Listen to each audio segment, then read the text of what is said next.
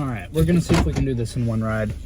One of my friends was recently telling me about some stress of his that was the result of some disagreements between friends about who would pay for what when organizing a specific party.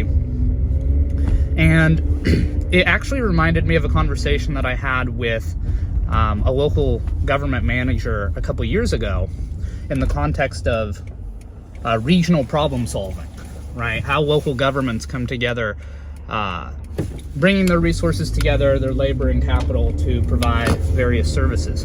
And the phrase that he used with me was, when he hears regionalism, right, which is this idea that there's regional collective action problems that local governments need to organize around, the first thing he does is hold on to his wallet, because the implication for him is that, you know, he represents a wealthy suburb, and so the rural districts on either side, as well as the urban district by him, the governments representing those jurisdictions would want to use his money in ways that suboptimally benefits him. And, you know, it's kind of an important question about to what extent the representatives of various governments have obligations to solve problems beyond their jurisdictions, because there actually are like large externalities made, right? So the housing policies of Tulsa are very likely to influence the labor markets of Broken Arrow, Sand Springs, Bixby, as well as the rural jurisdictions on the other side of them. And I think when we look at individual services, it's very easy to underestimate intergovernmental relations.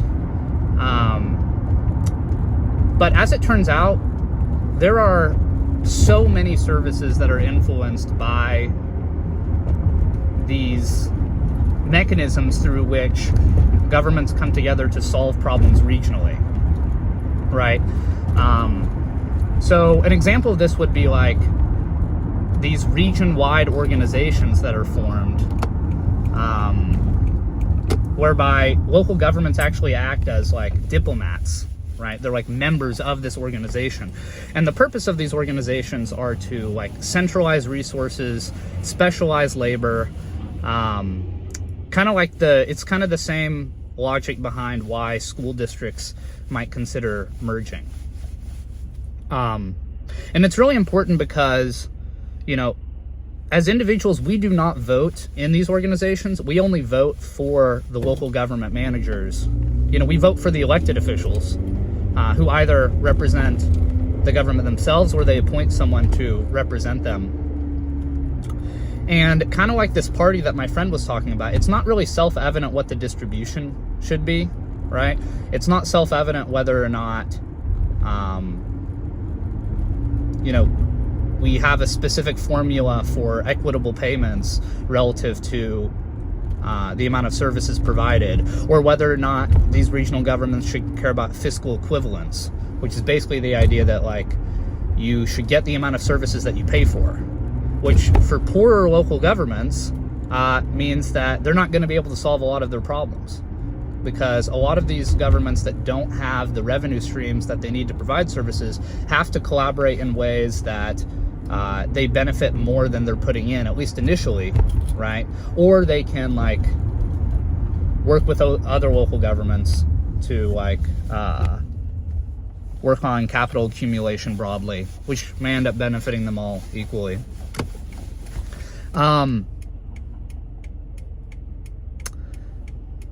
And some of the work that I do relates to a lot of this, specifically like the ways that these organizations collaborate together.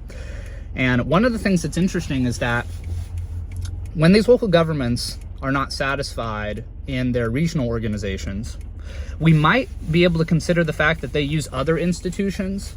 You know, like if Tulsa and Broken Arrow are not satisfied in their regional organization, but they want to work together, they might form contracts independent of this organization, or they don't have to care about the interests of Sand Springs or Bixby. Now, this is just an example that I'm making up here. But because contracts can be formed between these local governments, they're actually there's means through which they can, these are like means through which they can bypass the need to address all the problems regionally. Fredrickson had this really interesting article in 2007 on the accountability mechanisms that are salient for these.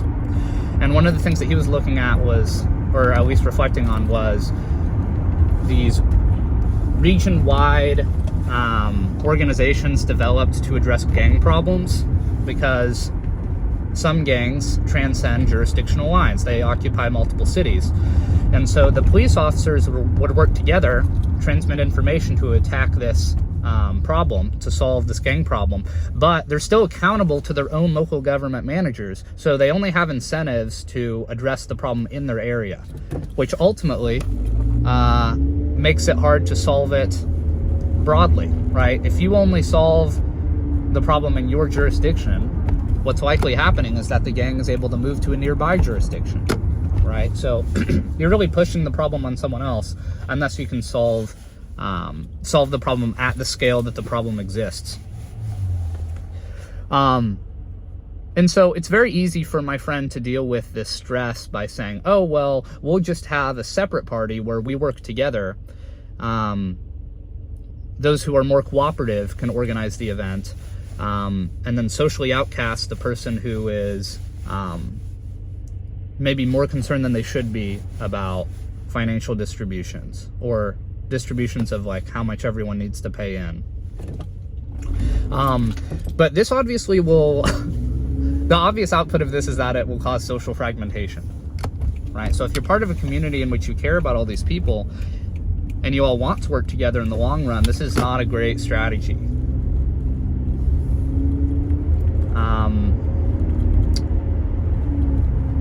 There's a couple of ways to address this, but I think it's safe to say that there are a few solutions that everyone will be satisfied with.